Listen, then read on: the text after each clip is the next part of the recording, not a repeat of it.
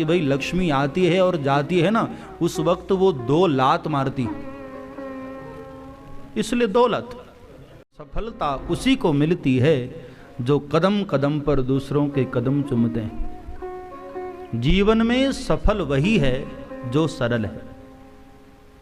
सरल है वो सफल है, और जो अकड़वान है ना वो सफल नहीं। एक छोटी सी घटना से आप उदाहरण लीजिए। खेत में फसलें होती हैं ना, जोर से आंधी आती है तो छोटी छोटी फसलें आंधी में मुड़ जाती हैं, लेकिन आंधी गई तो फिर से वो फसलें खड़ी हो जाती हैं। और वहीं जो बहुत कड़क वृक्ष हैं, आंधी आई जो बहुत कड़क हैं, वो टूट कर गिरे। तो आंधी उन वृक्षों को पहले तोड़ती है जो बहुत अकड़ में होते हैं, और जो बहुत मुलायम होते हैं ना वो कभी टूटते नहीं, और एक दिन वो मंजिल तक पहुंच जाते हैं, सफल हो जाते हैं। तो सफल वही है जो सरल है, जो सरल नहीं है वो सफल नहीं। सफलता पानी है जीवन में तो अपने आप को सरल बनाओ, जो सरल है वही सफल है।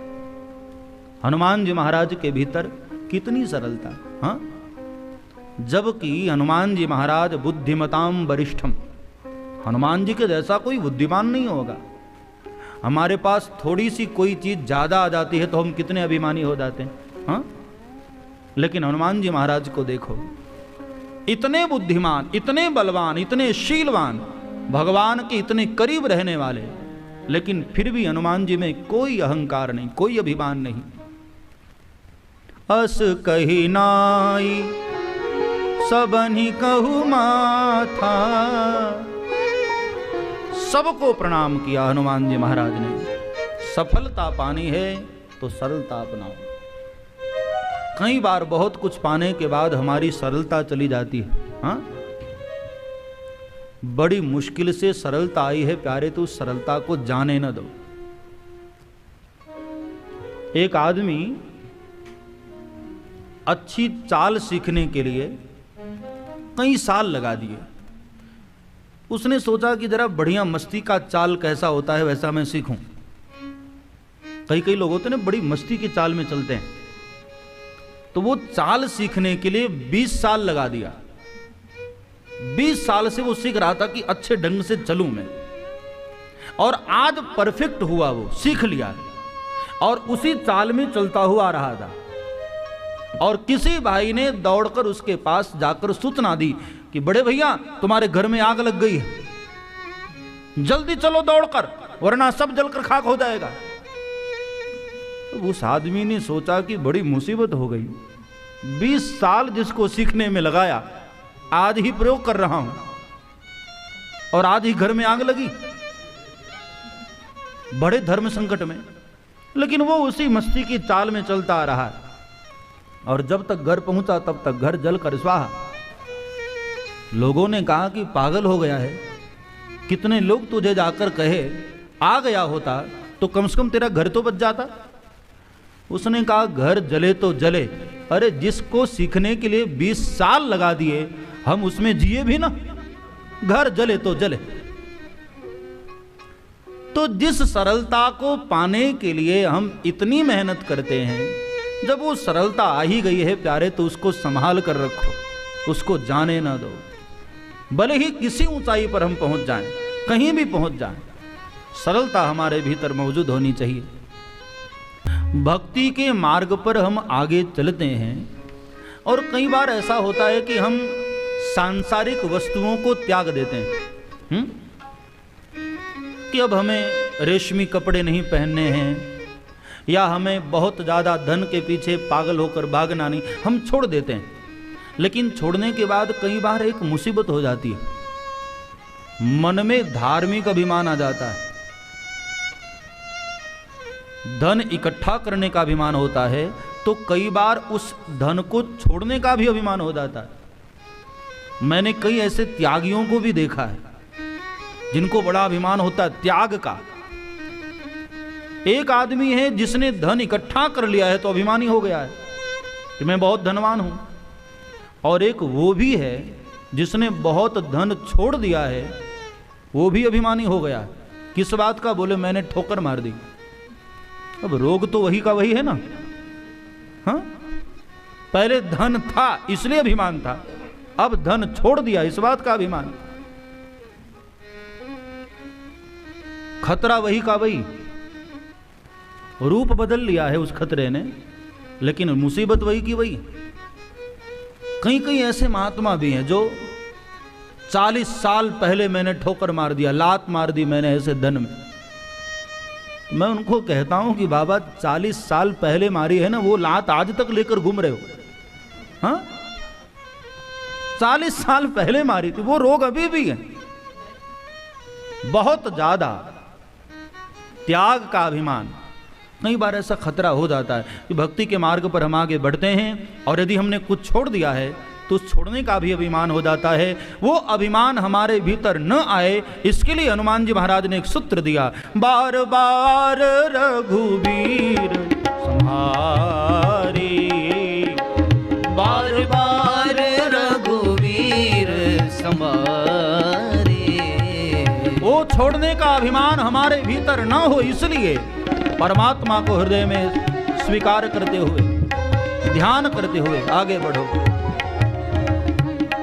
और यदि ऐसा करते हुए हम आगे बढ़ते हैं तो क्या होगा? आगे की चौपाई सुनिए भाव से। जहीं गिरि चरण देई हनुमंता, जहीं गिरि चरण सब गाइए। हनुमंता, चले सोगा पाताल तुरंता, चले सोगा पाताल तुरंता, चले सोगा पाताल तुरंता, चले सोगा पाताल तुरंता। जिस पर्वत पर हनुमान जी महाराज चरण रख करके एक छलांग लगाए, चले उसोगा पाताल तुरंत। मतलब ये हुआ कि उन सुंदरताओं को त्यागोगे तो पर्वत जैसा अभिमान आ सकता है, लेकिन भगवान को याद करोगे ना तो पर्वत जैसा अभिमान भी उनके चरणों की कृपा से खत्म हो सकता है। हनुमान जी महाराज वहां से और आगे बढ़े, छलांग लगाए, जैसे भगवान के धनुष से निकला हुआ अमोघ बाण, उस स्पीड में, उस रफ्तार में हनुमान जी आगे बढ़े। संसार में सबसे ज्यादा तेज गति मानी गई भगवान सूर्य की, और सूर्य से भी कई गुना ज्यादा तेज गति अपने मन की होती है। हमारा मन 1 मिनट में, अभी एक सेकंड में इंडिया पहुंच जाएगा। हाँ, इतनी तेज गति। आप चाहो तो 1 मिनट में आपके घर भी हो आएगा। बहुत बहुत तेज गति हमारे मन की। चंचलम ही मनः कृष्ण। और सोचो, उस मन से भी तेज गति भगवान के धनुष से निकले हुए अमोघ बाण की, उस बाण की गति से, उस रफ्तार से हनुमान जी आगे बढ़े। भक्ति के मार्ग पर चलो तो फिर ढीले ढाले नहीं, हाँ, एक तत्पर होकर के कि आगे बढ़ना है तो बढ़ना है। और जैसे ही हनुमान जी महाराज आगे बढ़े हैं, समुद्र ने हनुमान जी को एक खतरा दिया। पवन का एक मित्र है मैनाक पर्वत,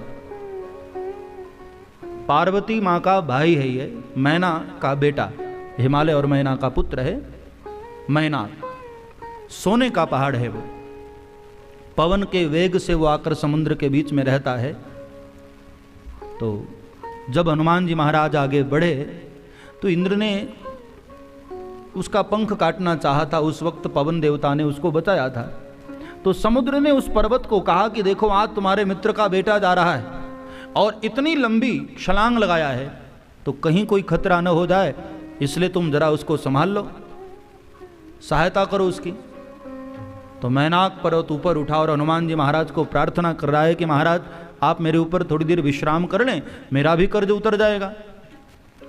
और अब हनुमान जी महाराज के सामने एक धर्म संकट फिर हुआ, क्योंकि हनुमान जी महाराज चले हैं भक्ति के मार्ग पर, और भक्ति के मार्ग पर प्रलोभन ये बहुत बड़ा खतरा, पहला खतरा प्रलोभन। साधना के मार्ग पर आगे बढ़ोगे तो कई तरह के प्रलोभन सामने आते हैं। असल में भगवान भी चाहते हैं ना कि मेरा पीछा छूट जाए। तो जिसको नाम का लोभ है उसको भगवान नाम देकर के पीछा छुड़ा लेते हैं। जो धन चाहता है उसको धन देकर के पीछा छुड़ा लेते हैं। लेकिन जिसको कुछ चाहिए ही नहीं तो मजबूरन भगवान अपने आप को उसको समर्पित करते हैं, भैया चल मैं तेरा पूरा का पूरा। अभी मैं कुंभ मेले में हरिद्वार में एक स्थान पर गया तो वहाँ शायर लोग शायरी बोल रहे थे, तो मुझे एक शायर बड़ा अच्छा लगा। एक शायर महोदय ने बड़ी अच्छी बात कही बैठे हुए, और उन्होंने अपनी मस्ती में उन्होंने एक शेर कहा कि आ बांट लें कायनात, आ बांट लें कायनात, कायनात यानी दुनिया, आ बांट लें कायनात, एक तू मेरी बाकी सब तेरा। एक तू मेरी, दुनिया का बंटवारा करे, एक तुम हमारे हो जाओ बाकी सब तुम्हारा हो जाए। तो जो कुछ भी नहीं मांगता है भगवान अपने आप को उसको समर्पित कर देते हैं कि चल मैं तेरा बाकी कुछ भी मेरा नहीं। तो भक्ति के मार्ग पर जो चलता है भगवान उसको प्रलोभन देते हैं। सामने मैनाक पर्वत आया, सोने का पहाड़, अब उसको त्यागना, ठोकर मारना वह भी ठीक नहीं, और स्वीकार करोगे तो फिर खतरा है, क्योंकि सोने का पहाड़ है। आपकी कुर्सी के नीचे 1-2 तोला सोना रखा हो और आपको पता हो कि हम जहां बैठे हैं वो सोने की प्लेट है, तो शांति से बैठ न पाओगे। हाँ, खतरा बना रहेगा पीछे वाले का।